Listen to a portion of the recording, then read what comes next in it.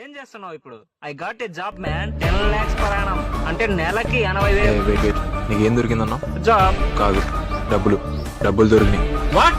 నీకు 10 కోట్లు దొరికితే ఈ పని చేస్తావేంట్రా? చాచా, 1 కోటి దొరికిన రిలాక్స్ అయిపోతా. నాకు 100 కోట్లు దొరికినా ఇదే పని చేస్తా. నువ్వు అసలు ఎప్పుడు ఎగ్జిట్ అవుతారా? మంత్ ఎండింగ్ లో శాలరీ తీసుకున్నప్పుడు. నేను పని చేసే ప్రతి క్షణం ఎగ్జిట్ అవుతా. నువ్వు శాలరీ కోసం పని చేస్తావు, నేను ఎగ్జైట్మెంట్ కోసం పని చేస్తాను. You are the slave of salary, I'm the king of my work.